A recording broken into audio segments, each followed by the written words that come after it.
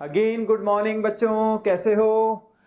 Chapter समझ में आ रहा है या बाउंस जा रहा है? बाउंस हो रहा है सर, कुछ कुछ के जा सकता है क्योंकि वो शुरू से ढंग से नहीं पढ़ते हैं, आधा बीच में चालू करते हैं, फिर नींद आ जाती है सर, बहुत नींद आती है, आलस आता है, बोरिंग लगता है। तो यार अब इसमें कुछ कर नहीं सकते।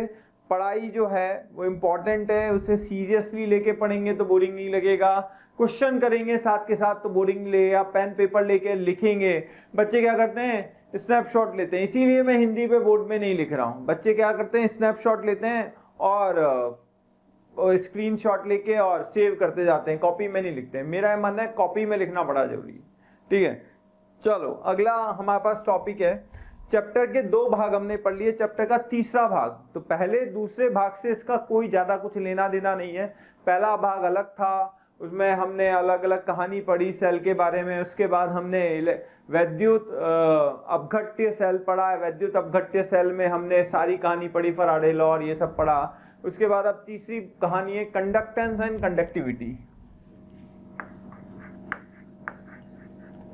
चालकता एवं विशिष्ट चालकता।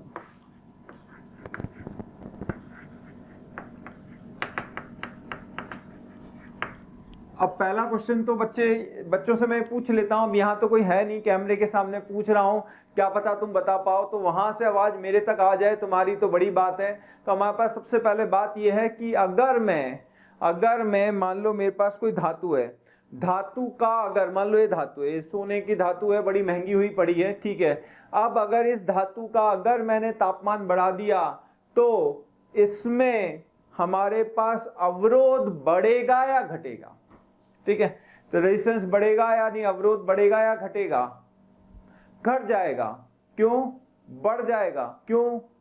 नहीं पता? अच्छा, तुम्हारे 3 आंसर हैं।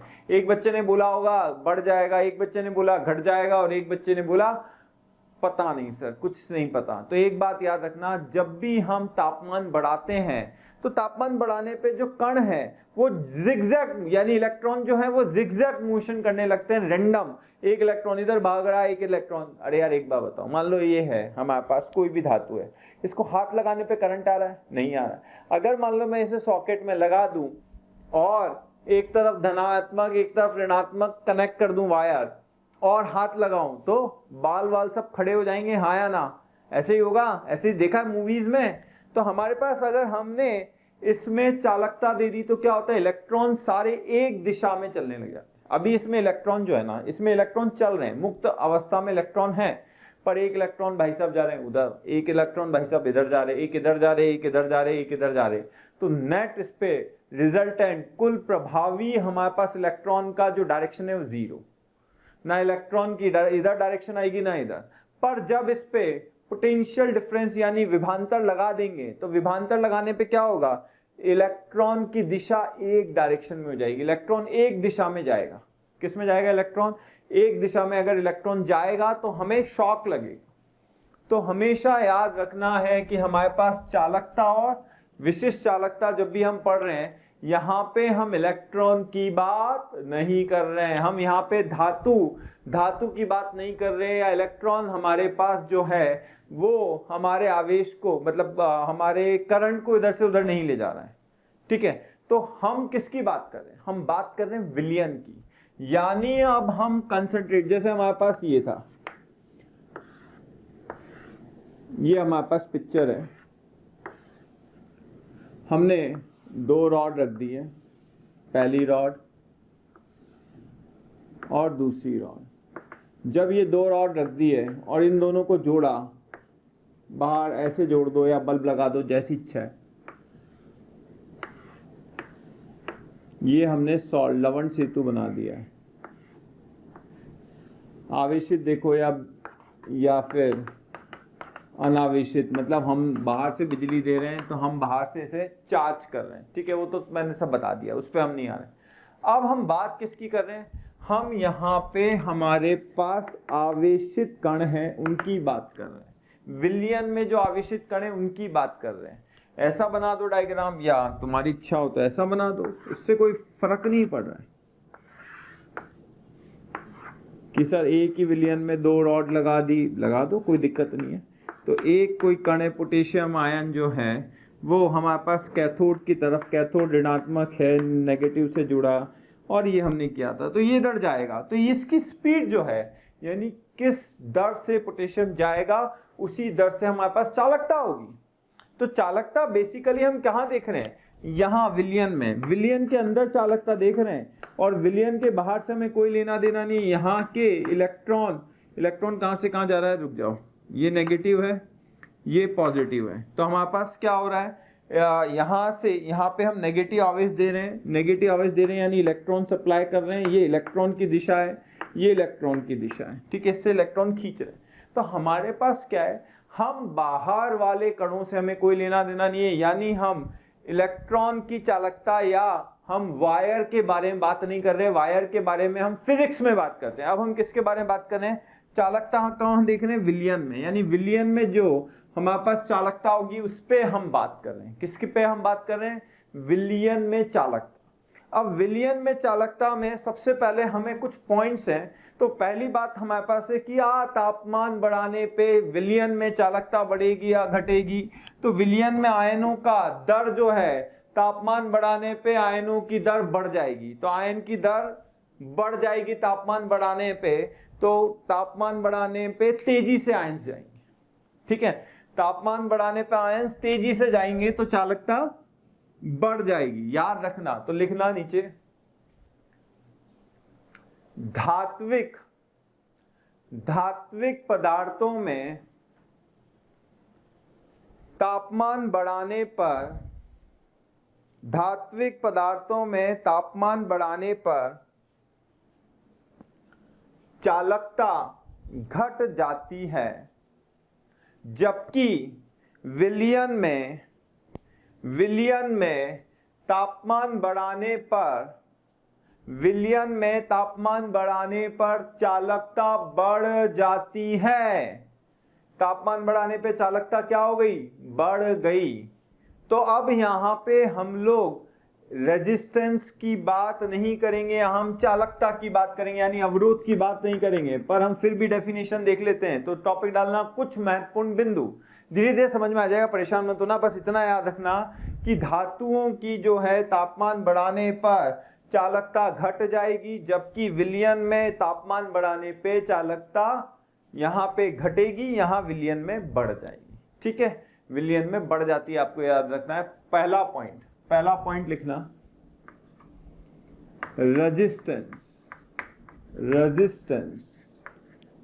रेजिस्टेंस को किससे बता देते हैं, आर से बता देते हैं, ठीक है। तो हमारे पास सबसे पहले हमारे पास आ रहा है अवरोध, टॉपिक डालना अवरोध। ओम्स लॉ तो सबने पढ़ ही लिया है, तो वहां पे हम बात नहीं करेंगे, हम तो यहाँ पे R बराबर रो L बाय A की बात करें। R क्या है पता होना चाहिए, अवरोध, रो क्या है विशिष्ट अवरोध, ठीक है, रजिस्टिविटी कहते हैं इसे, अब तुम्हें हिंदी में पता होगा रजिस्टिविटी। और ये क्या है, रेजिस्टेंस, और ये क्या है, L क्या है, L है हमारे पास किन, इन दोनों इलेक्ट्रोड के बीच की दूरी, ठीक है, लिख लो L बराबर दोनों इलेक्ट्रोड के बीच की दूरी, A बराबर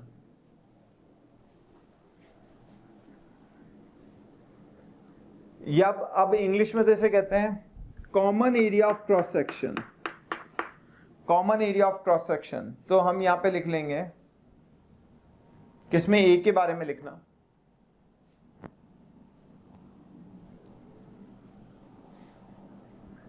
common area of cross section, कास्ट क्षेत्रफल, कास्ट क्षेत्रफल ऐसे लिख लो, कास्ट क्षेत्रफल, ठीक है।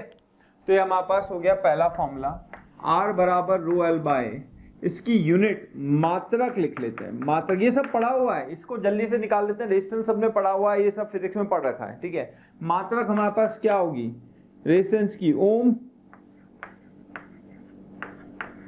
और ओमी कहते हैं, ओम को इससे रिप्रेजेंट कर देते हैं रेजिस्टेंस की मात्रक। सेकंड नंबर है आपके पास कंडक्टेंस, कंडक्टेंस, कंडक्टेंस को C या G से बता देते हैं। कंडक्टेंस C या G से बता देते हैं कंडक्टेंस को। कंडक्टेंस, अब चालकता क्या होती है? चालकता में हमारे पास 1 रेजिस्टेंस के बराबर हो जाएगा, तो G बराबर 1 रेजिस्टेंस, G लिखें या C लिखें, जो तुम्हारी श्रद्धा हो लिख लो। C लिखना है C लिख लो, ठीक है। 1/रेजिस्टेंस, और हम 1/रेजिस्टेंस को क्या बोल देंगे? देखो भाई, C बराबर ये 1/रो L/A, और 1/रो को बोलते हैं विशिष्ट चालकता, इसे बोल देते हैं कप्पा। अभी आगे पढ़ाने वाला हूं, कप्पा इंटू L/A, ठीक है। तो ये लिख लो, L/A नहीं A/L हो जाएगा, A/L हो जाएगा, उल्टा हो गया रेजिस्टेंस का।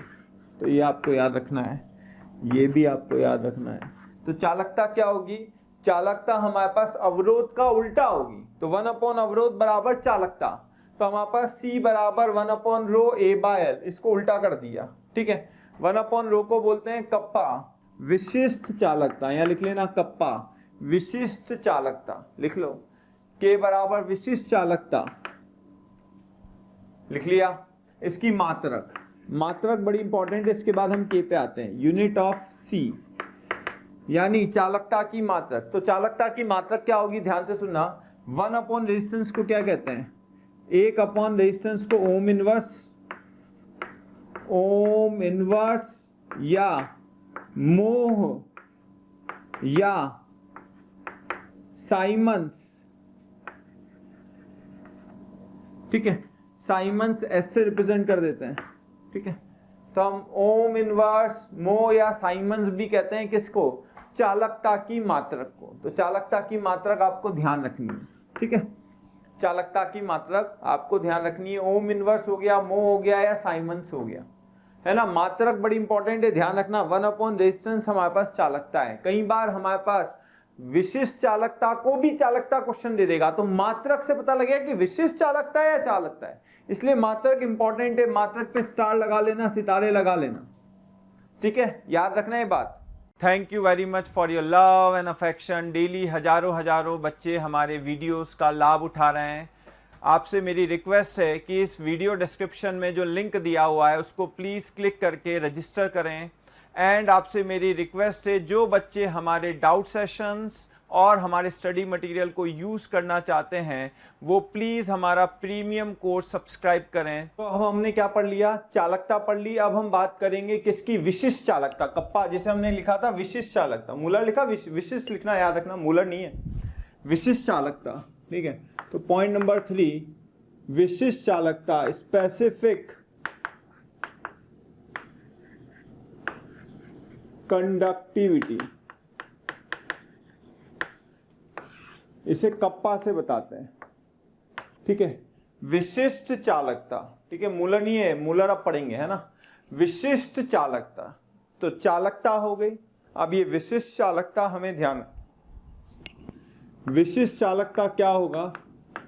1/रो, 1/ विशिष्ट अवरोध। याद है रेजिस्टेंस का हमने रेजिस्टिविटी जो लिखा था, ठीक है। तो हमारे पास K बराबर यानी कप्पा बराबर 1/रो। रो हमारे पास जैसे हमने पढ़ा था R बराबर रो L/A, याद आया, ठीक है। तो हम रो की जगह क्या लिखेंगे? R इंटू A/L, यही लिखेंगे। तो रो की जगह हम ऐसा भी लिख सकते हैं 1/ क्या लिखेंगे? रो की जगह 1/R L/A, ठीक है। और हमने C के मान में भी लिखा था C इंटू L/A, 1/R को क्या लिख दिया था? C भी लिख दिया था।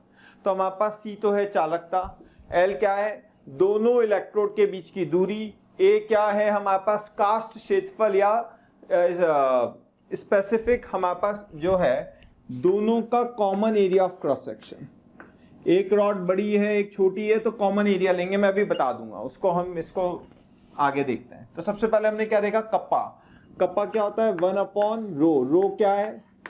रेजिस्टिविटी या विशिष्ट अवरोध। विशिष्ट अवरोध का इनवर्स हमारे पास क्या हो जाता है? कप्पा। कप्पा क्या है? विशिष्ट चालकता। नीचे लिख लेना, ये तो हमें पता ही है, ए ऊपर आ गया, एल नीचे आ गया, ये रो का मान आ गया। ठीक है, तो हमें फॉर्मूला याद रखना है कि कप्पा का फॉर्मूला क्या होता है।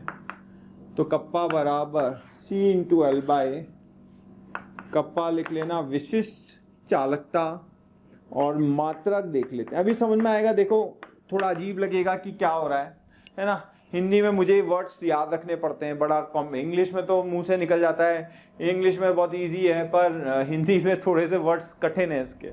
तो मात्रक हमारे पास, सबसे पहले हम बात करें विशिष्ट चालकता। एग्जाम के लिए वापस से बोल रहा हूं, ध्यान रखना, वो चालकता को विशिष्ट चालकता बोल देगा, विशिष्ट चालकता को चालकता बोल देगा। कंफ्यूज नहीं होना है कि सर विशिष्ट चालकता तो कप्पा होता है, उसने सी लिख दिया, ऐसा कुछ नहीं है, वो कुछ भी बोल सकता है। हमें मात्रक से पता लगेगा कि विशिष्ट चालकता दिए या चालकता दिए। तो हमारे पास स्पेसिफिक कंडक्टेंस यानी या स्पेसिफिक कंडक्टिविटी यानी विशिष्ट चालकता होता है 1 अपॉन रेजिस्टेंस, रेजिस्टिविटी, कप्पा बराबर 1 अपॉन आर एल बाय।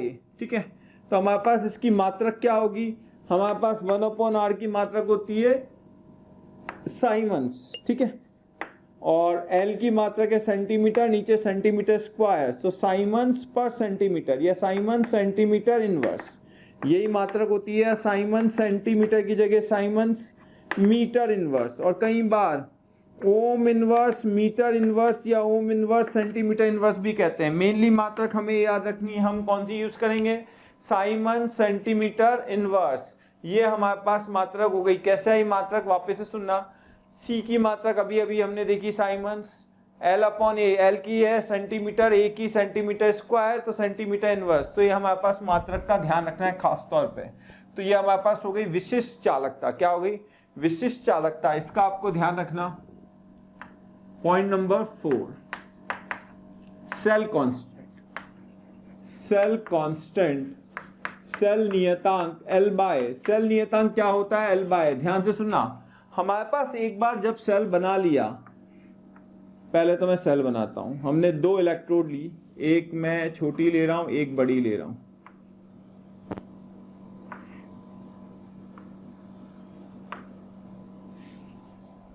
एक इलेक्ट्रोड छोटी ले रहा हूं, एक बड़ी ले रहा हूं।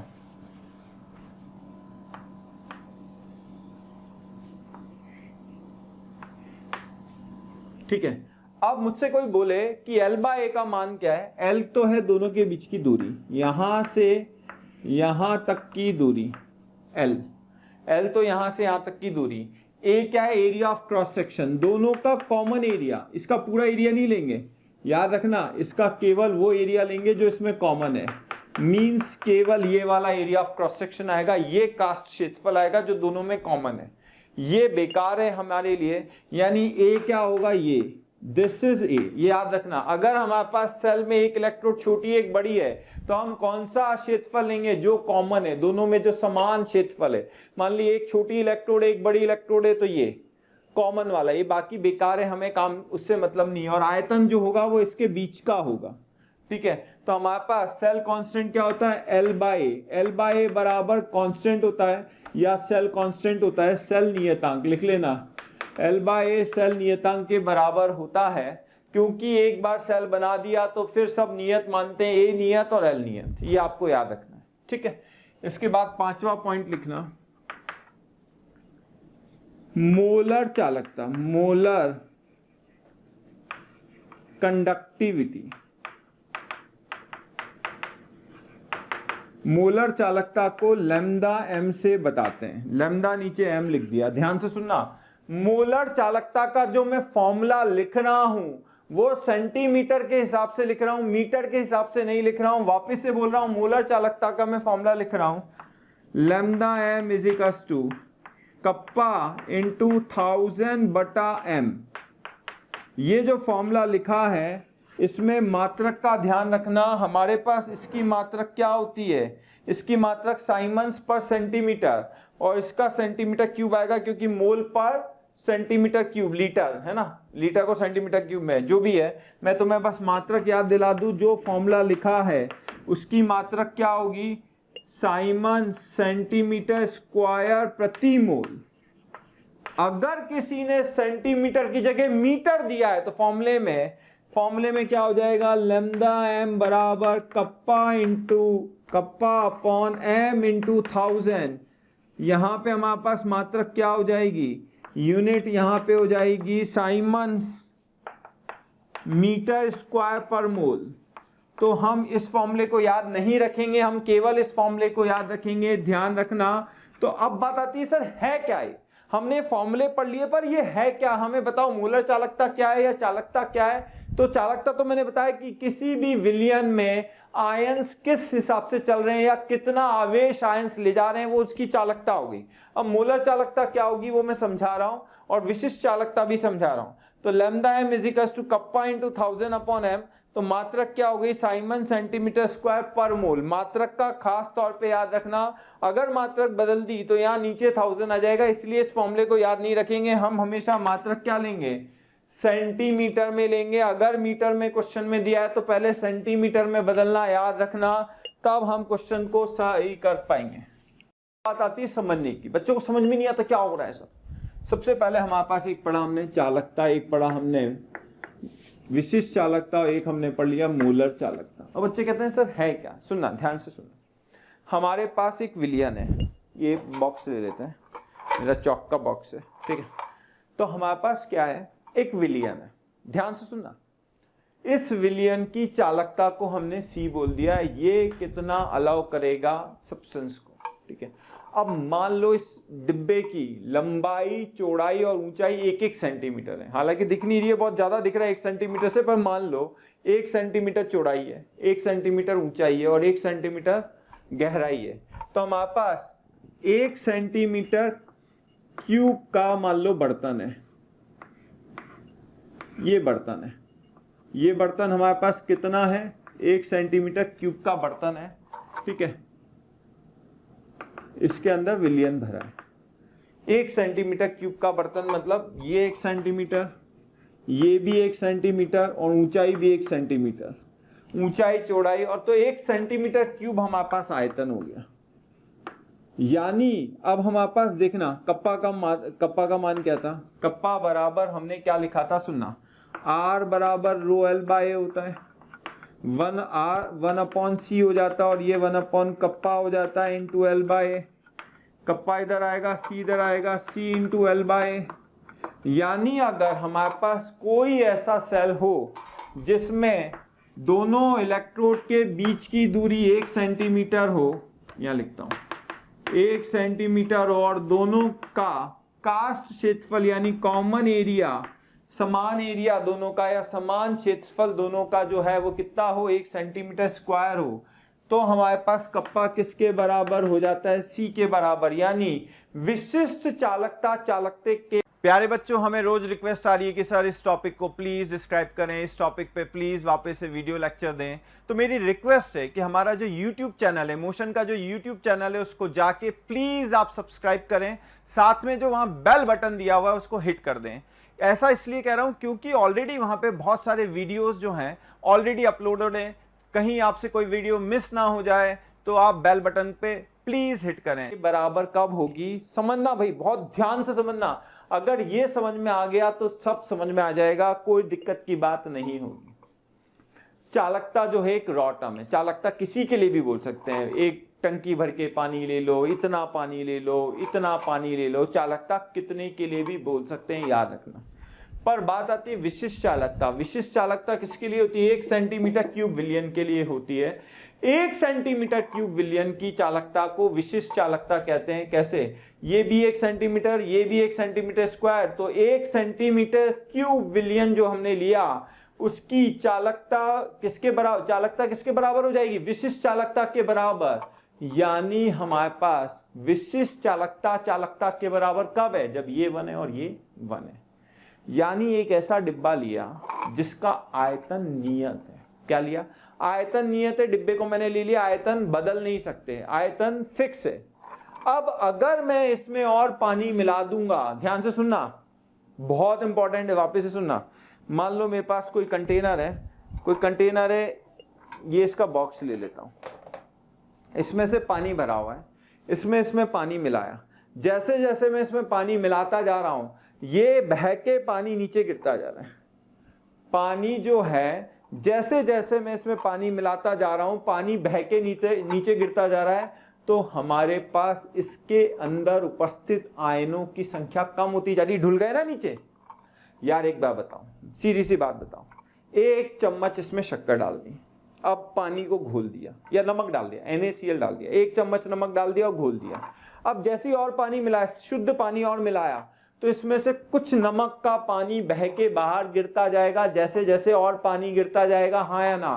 तो हमारे पास विशिष्ट चालकता जो है वो किस पे निर्भर करती है? अगर हमने डाइल्यूट कर दिया, यानी हमने पतला कर दिया, पानी मिला दिया, तो हमारे पास विशिष्ट चालकता घट जाएगी, क्योंकि चालकता घट जाएगी। पर विशिष्ट चालकता किसकी होती है? 1 सेंटीमीटर क्यूब विलियन की। आयतन फिक्स होता है विशिष्ट चालकता में, ये आपको याद रखना है। ये तो विशिष्ट चालकता की कहानी हुई, ठीक है। इसको मिटा दो। अब मोलर चालकता, थोड़ा सा गैप हो गया ना। ये तो हमारे पास चालकता हो ही गई, ये विशिष्ट चालकता यानी 1 सेंटीमीटर क्यूब विलियन की चालकता, ठीक है। 1 सेंटीमीटर क्यूब विलियन की चालकता, पूरा लिख लेना, विलियन की चालकता, ठीक है। अब आता है मोलर चालकता। अब मोलर चालकता क्या है? ये हो गया, ये हो गया। अब मोलर चालकता क्या है? अब मैंने क्या किया, ध्यान से सुनना। अब मैंने 1 मोल NaCl लिया। क्या लिया? 1 मोल NaCl। अब मेरे पास 1 मोल NaCl, एक हमारे पास पात्र है जिसमें 1 मोल NaCl है, इसमें यहां तक पानी भरा हुआ, ठीक है।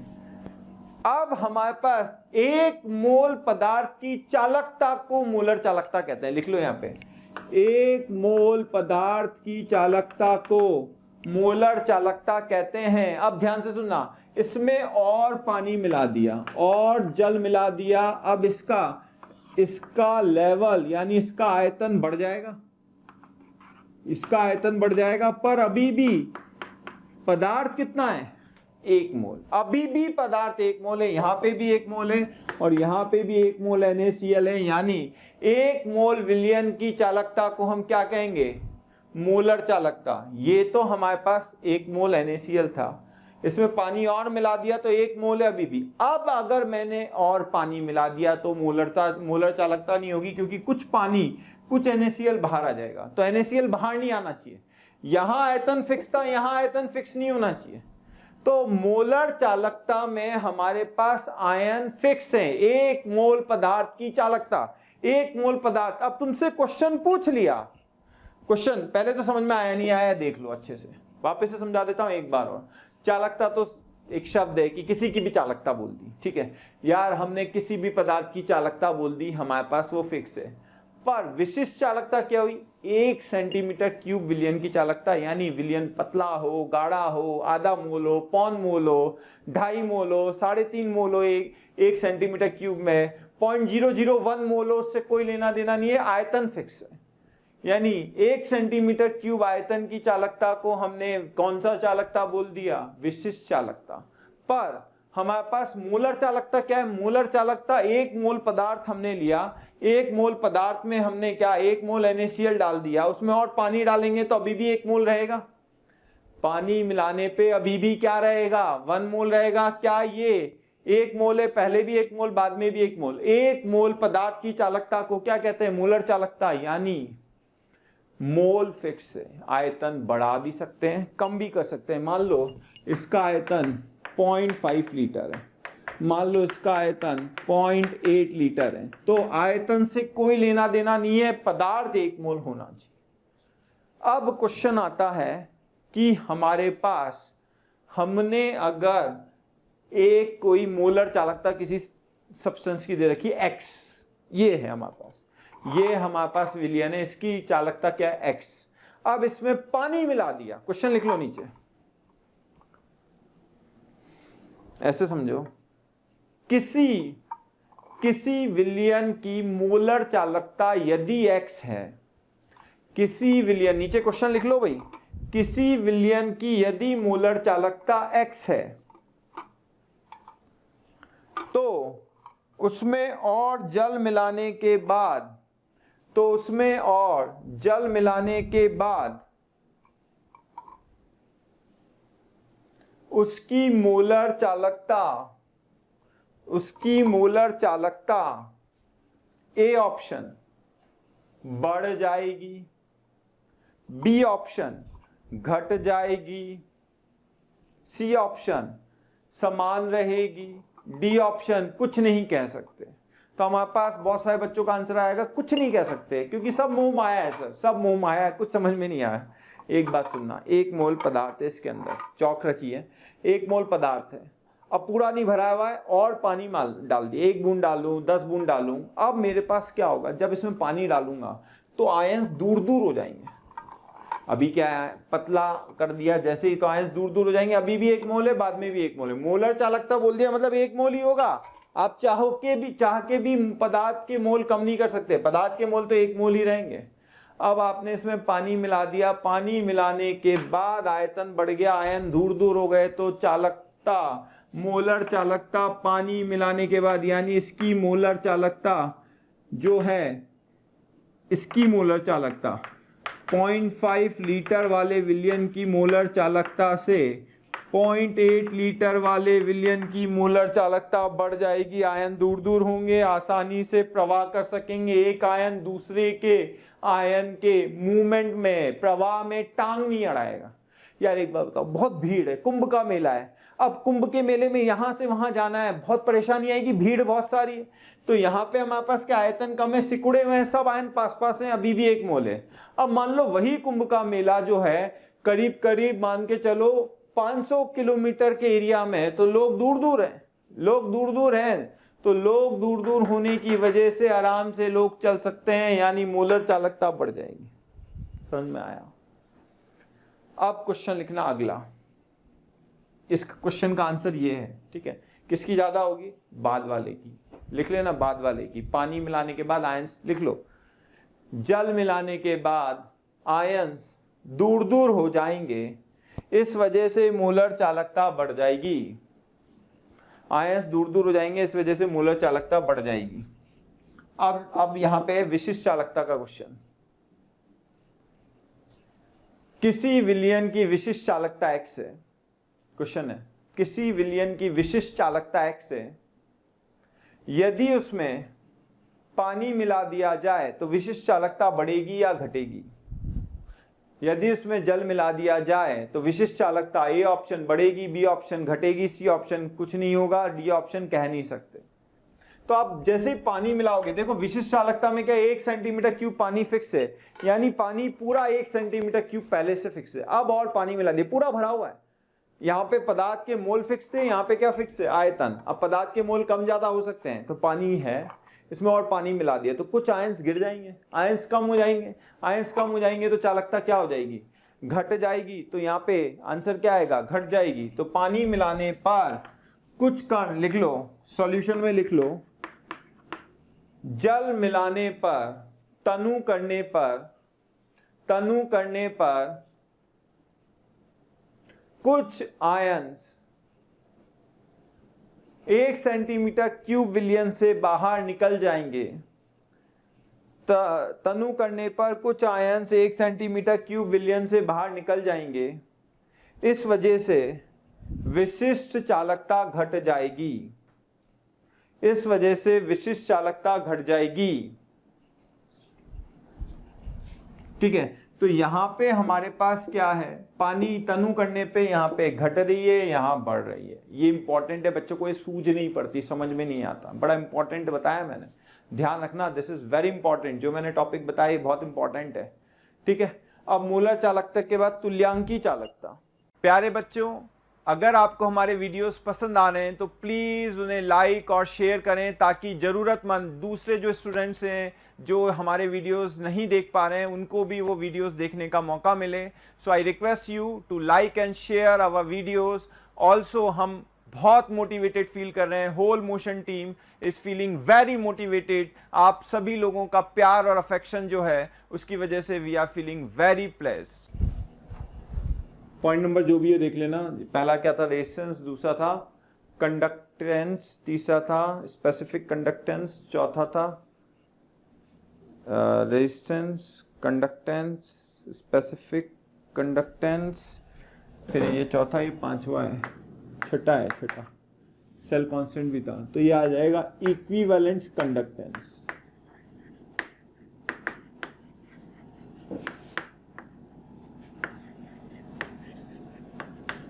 तुल्यांकी चालकता, इक्विवेलेंट कंडक्टेंस, तुल्यांकी चालकता, तुल्यांकी चालकता।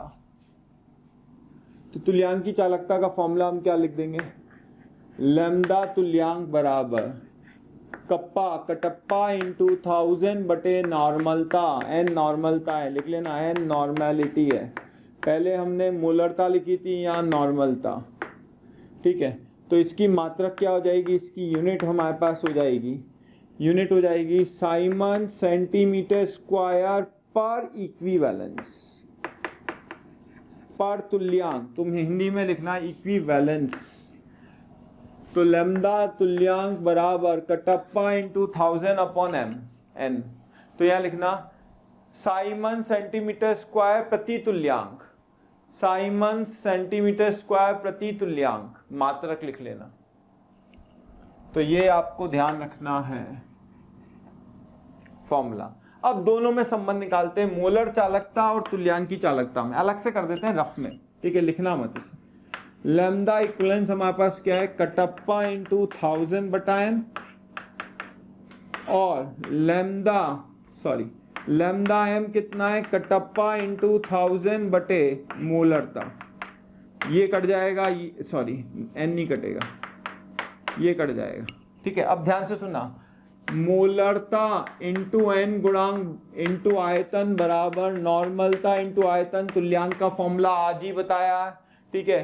तो तुल्यांक का फॉर्मूला हमने देख लिया, v से v लास्ट लेक्चर में बताया है, ठीक है। तो m इंटू एन गुणांक को n कहते हैं, तो n की जगह m इंटू एन गुणांक ऐसा कैसा लिख लो, तो ये आ जाएगा lambda equivalence is equals to m ऊपर आ जाएगा, n नीचे आ जाएगा, ये ऊपर ये नीचे, और बटे लैम्डा m। अब वापस इसे कर लेते हैं, तो हमारे पास आ जाएगा lambda equivalence upon lambda m बराबर नॉर्मलता की जगह मोलरता इंटू एन गुणांक, मोलरता इंटू एन गुणांक, ये लो, ये लिखना नहीं है रिलेशन। तो हमारे पास क्या आएगा, देयरफॉर अब हमारे पास आ जाएगा तुल्यांकी चालकता बराबर मोलर चालकता बटे एन गुणांक, ये हमने डिराइव किया है, याद रखना है, सीधे रटना है। तो तुल्यांकी चालकता हमारे पास क्या होगा, मोलर चालकता बटे एन गुणांक, ठीक है। ये सब आपको लिखना नहीं, ये समझाने के लिए था। तो हमारे पास फॉर्मूला क्या आया, हमारे पास लैम्डा तुल्यांक बराबर मोलर चालकता बटे एन गुणांक, ये इंपॉर्टेंट है, ध्यान रखना, ठीक है। अब कुछ क्वेश्चंस कर लेते हैं, फिर आगे बढ़ते हैं। तो बच्चों मैंने क्वेश्चंस लिख दिए, कर सकते हो तो करो, खुद से करने का मजा अलग है, ठीक है। फिर मैं हिंदी कर देता हूं एक बार। तो 0.01 एम जिंक सल्फेट विलयन की अवरोध 200 ओम है, का अवरोध 200 ओम है, एल दिया 10 सेंटीमीटर, ए 20 सेंटीमीटर, तो ज्ञात कीजिए चारों।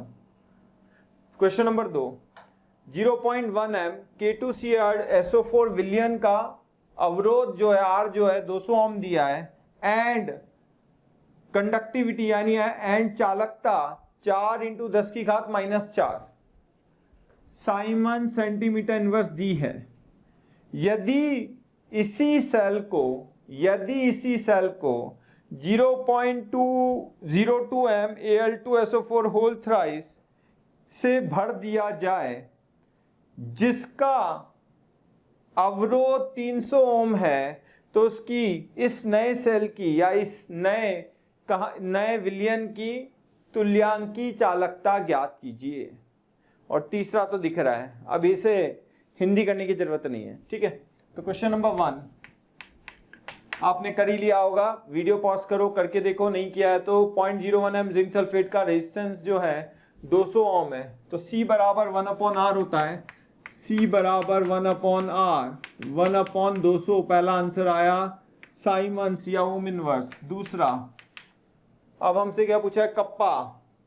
देखो मैं तो हमेशा कोशिश करता हूँ, ये फॉर्मूला याद है, इसी से कर लो, R = ρl by R = 1 kappa into L by R पता है 200, कप्पा निकालना है, L कितना है 10, A कितना है 20, ये आ गया दूसरा। तीसरा, ठीक है, कर लेना हल तो तुम कर लेना। लैम्डा एम बराबर कप्पा इंटू 1000 बटे मोलरता। कप्पा का मान यहां से कितना आएगा, ये 0 कट गया, 400, 1/400, तो कप्पा का मान आएगा 1/400 इंटू 1000 बटे मोलरता। मोलरता कितनी है 0.01। ये लो, तीसरा क्वेश्चन भी हो गया। बड़ा आसान है, सीधे फॉर्मूले लगाने। तुल्यांकी चालकता, तुल्यांकी चालकता क्या होती है, मोलर चालकता बटे n गुणांक। n गुणांक कितना होगा, जिंक सल्फेट पे, जिंक पे +2 या सल्फेट पे 2 माइनस, तो n गुणांक 2, तो यही आ जाएगा 1000 बटे 400 इंटू 0.01 इंटू 2, यानी जो भी हमारे पास मोलर चालकता होगी उसको n गुणांक से भाग दे देंगे तो तुल्यांकी चालकता आ जाएगी। ठीक है, तो हमने ये कर दिया। अगला क्वेश्चन हमें क्या कह रहा है, 0.1 m K2Cl। अब देखो क्या होता है जब भी ऐसा क्वेश्चन दिया जाए जिसको, पहले तो हमने एक विलयन लिया जिसका हमें रेजिस्टेंस दिया हुआ है और चालकता दी हुई है। ठीक है, साइमन्स पर सेंटीमीटर, मात्रक से पता लग जाना चाहिए क्या दिया है, चालकता है, विशिष्ट चालकता है, मोलर चालकता है, क्या है। तो ये हमारे पास क्या है, साइमन्स पर सेंटीमीटर, हमारे पास विशिष्ट चालकता है यानी कप्पा दिया हुआ है। अगर उसी विलयन को Al2SO4 होल थ्राइस से भर दिया जाए तो कप्पा बदल जाएगा। कप्पा क्यों बदलता है यार, एक विलयन है। कप्पा मैंने बताया था, डिब्बा लिया था, मैंने कहा था भरा हुआ है इस विलयन में, और कुछ मिला दोगे तो कप्पा बदल जाएगा, हाँ या ना। वैसे ही पता है, यहाँ पे पदार्थ अलग है, यहाँ पदार्थ अलग है, और विलयन भी अलग होता है या आयतन भी अलग होता है, तब भी कप्पा बदल जाता है। तो पहले वाले से हम लोग क्या करें, L/A का मान निकालें। तो हमारे पास R बराबर, जो फॉर्मूला याद है उसी से करना चाहिए क्वेश्चन को, इजी रहता है, 1/C। ठीक है, कप्पा इंटू L/A। अच्छा R ही दिया हुआ है, शायद R दिया हुआ है। तो सबसे पहले L/A का मान निकाल लें। L/A बराबर होगा R कितना दिया है 200 बटे कप्पा कितना दिया है 4 इंटू 10 की घात -4। ठीक है, L/A का मान आ गया R बटे कप्पा। 0.1 का कोई यूज नहीं है, ये L/A आ गया। वापस अब किसके लिए कहानी कर रहे हैं, अब Al2SO4 होल थ्राइस के लिए कहानी देख रहे हैं। कहानी क्या देखेंगे, इसकी मोलरता दिए, तुल्यांकी चालकता पूछी है, तो पहले मोलर चालकता निकाल लेते हैं, कप्पा इंटू 1000 बटे मोलरता। ठीक है, और अगर डायरेक्ट तुल्यांकी चालकता निकालनी है तो इंटू n गुणांक, यानी मोलर चालकता को n गुणांक से भाग दे दिया। कप्पा, इसका कप्पा नहीं पता, कप्पा निकालना पड़ेगा। कप्पा का फॉर्मूला हो जाएगा R into A/L, R into A/L, ये कप्पा का फॉर्मूला हो गया, इंटू 1000 बटे मोलरता इंटू n गुणांक। R कितना है, नए विलयन का हमारे पास R है 300, L/A वही आएगा, L/A का मान आएगा 200 बटा 4 इंटू 10 की घात -4 इंटू 1000 बटे मोलरता। नए विलयन की मोलरता कितनी है 0.02। n गुणांक आवेश, या तो धनायन पे कुल आवेश या ऋणायन पे कुल आवेश, तो धनायन या ऋणायन पे आवेश 6 है। अगर तुम देखो 3 2 जा 6, तो आवेश 6 है, तो हमें सॉल्व करेंगे तुल्यांकी चालकता आ जाएगी। यानी हमारे पास पहले कहानी किसकी दी थी, पहले कहानी K2SO4 की दी। K2SO4 की कहानी क्या दी कि एक हमारे पास पात्र है, उसमें 2 रॉड डली हुई हैं और उसकी पूरी कहानी। तो हमारे पास क्या होता है, L/A जो है सेल नियतांक होता है, सेल नियतांक बदलता नहीं है किसी भी सेल के लिए। तो उसी डिब्बे में हमने इससे भरा, इसको Al2SO4 होल थ्राइस से भरा, यानी L/A का मान सेम रहा, बाकी मान कप्पा वप्पा सब बदल गए। तो वापस से कप्पा की वैल्यू हमने लिखी R/A/L। ये वाला कप्पा यहां काम में मत लेना, बहुत सारे बच्चे गलती करते हैं। वापस से सुनो एक बार और, विलियन है, 2 रॉड डली हुई है, ग्रेफाइट या प्लेटिनम जो भी है, 2 रॉड डली हुई है, कोई इसका कोई हमारे पास अवरोध दिया हुआ है। ठीक है, K2SO4 विलियन भरा है। अब इसे पहले तो फेंक दिया, इसे ढोल दिया, ये ढोल दिया। अब ढोलने के बाद इसमें वापस से नया विलियन भरा। अब सेल तो वही है, सेल वही है तो सेल नियतांक वही रहेगा, सेल लिए तंग निकाल दिया। अब नया विलियन भरा तो कप्पा बदल जाएगा, सब बदल जाएगा, आर वार सब बदल जाएगा।